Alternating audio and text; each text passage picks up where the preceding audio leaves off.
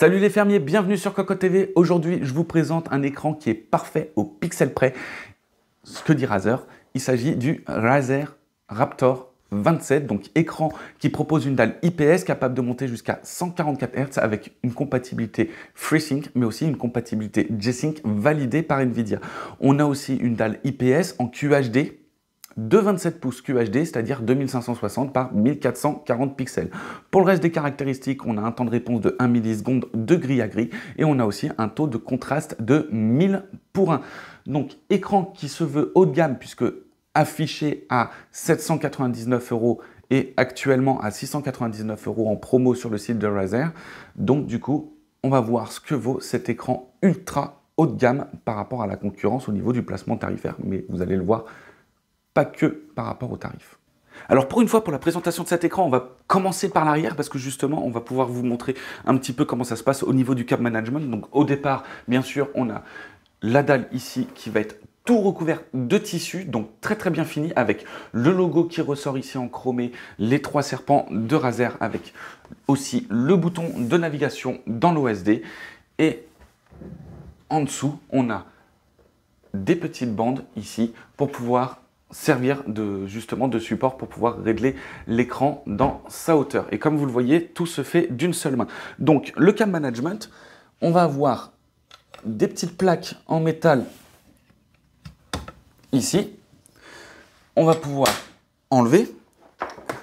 On va prendre le câble de Razer, comme vous le voyez, qui est plutôt vert, mais surtout l'important c'est qu'il soit plat. Et on va pouvoir le passer ici en dessous, le caler dans l'écran et enfin remettre la petite plaque. Et là on a le câble vert qui ressort et qui tient très très bien. Et on va voir justement pourquoi je vous ai passé en premier par l'arrière et après on va continuer sur le devant.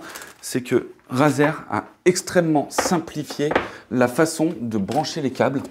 Donc tous les câbles du bundle sont verts et plats comme ça. Donc du coup, on va pouvoir brancher tous les câbles, donc l'HDMI, le DisplayPort, le type C et aussi les USB. Donc sur le devant, on va continuer le câble management, mais avant, je vais pouvoir vous dire que l'écran est réglable en hauteur et aussi en inclinaison. Mais en forçant un tout petit peu plus, on va pouvoir mettre l'écran dans un plan totalement parallèle au bureau et on va pouvoir atteindre très facilement les connectiques, à savoir justement le boot power, un petit câble aussi pour le RGB, mais aussi deux USB, un type C, un DisplayPort, un HDMI et une prise casque. Donc je finis de brancher ça et je vous continue la présentation sur le devant. Donc on remet l'écran.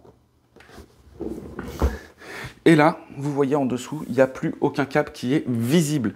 On a un écran donc qui est plat, mat, avec un cadre sans bordure sur les trois côtés. Et on a ici une bande un peu plus large en plastique avec le petit logo Razer qui ressort en chromé. En dessous, la base et la colonne sont faites d'une seule pièce. La base va porter du RGB en dessous avec un effet quand même relativement bien fait et peu éblouissant. On a une base et une colonne tout en métal. Les petites languettes que j'ai tirées derrière pour pouvoir faire le câble management sont aussi en métal. En ce qui concerne l'OSD, donc le petit joystick de navigation, je vous ai montré tout à l'heure quand on regardait le dos de l'écran. Donc un clic, on va voir un petit menu qui va sortir avec deux raccourcis qui vont être réglables, c'est-à-dire le brightness, contrast et l'input source vont être paramétrables, donc avec le mouvement haut ou le mouvement gauche. Et ça va être paramétrable dans l'OSD. On va pouvoir changer un petit peu. Vers le bas, on a ici le power off et enfin le main menu. Alors, première page, donc déjà un OSD qui va être noir avec des écritures blanches et quelques petits détails en vert, donc assez propre en fait au final. On a donc du coup au niveau du gaming, on a le game mode, l'adaptive sync, l'overdrive, le motion blur reduction, l'HDR, le refresh rate counter et le synapse and chroma qui va nous permettre d'activer ou non le RGB. On a aussi la source, donc avec les différentes sources, donc c'est-à-dire l'HDMI, le DisplayPort et le type C avec bien sûr un mode automatique. On a le contraste et la luminosité. On a aussi le réglage de la couleur avec différents profils de froid et le gamma. Et on va voir aussi le User Custom qui va nous permettre de régler le rouge, le vert et le bleu. Ensuite, on a l'option PIB, PBP pour afficher plusieurs sources. On a les réglages de l'OSD. Alors, réglage, étonnamment, dans l'OSD, le sample qu'on a n'a pas le français. Donc, on l'a que en anglais et sûrement en chinois. On a aussi donc la position et le temps d'activation. Je vais en profiter pour le mettre au maximum. Comme ça va être un peu plus facile pour moi de présenter le reste des caractéristiques. Pour les autres settings, on a les informations à l'écran, donc avec le 144 Hz, le 2560 par 1440 pixels, et on a aussi le mode de l'USB type C, donc c'est-à-dire un USB 2 avec option DisplayPort à 144 Hz, ou sinon on va pouvoir utiliser l'USB 3 avec l'option à 60 Hz. On a aussi un mode USB pour pouvoir mettre en sommeil l'USB quand l'écran est justement en veille. On va pouvoir laisser activer ou désactiver l'USB quand l'écran est en veille. On a l'aspect ratio de l'image et la réinitialisation.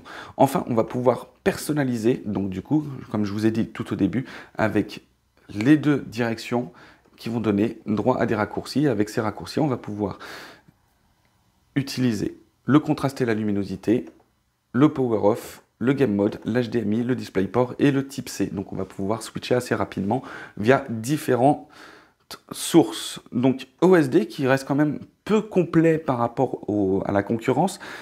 Il manque quelques options, mais sinon très agréable de naviguer dedans. Et voilà en ce qui concerne la présentation de cet écran, donc le Razer Raptor 27, donc écran qui se veut très réussi au niveau du design, même le meilleur design que l'on ait jamais vu à la ferme, justement avec son tissu, avec son côté branchement qui est vraiment facilité, le câble management au top. Par contre, au niveau de la dalle, on est sur une dalle, on va dire, haut de gamme, mais qui reste standard. C'est-à-dire qu'au niveau du placement tarifaire, on aurait pu s'attendre à beaucoup mieux. On va pouvoir chipoter sur des tout petits détails. Alors, ce sont vraiment que des petits détails auxquels il manque. C'est un écran qui est très réussi, il faut pas l'oublier, mais qui a un placement quand même tarifaire assez élevé. Et du coup, on va lui demander d'être irréprochable sur tous les points. Et ça, c'est un tout petit peu moins le cas. On a un tout petit peu de fuite de lumière par moment.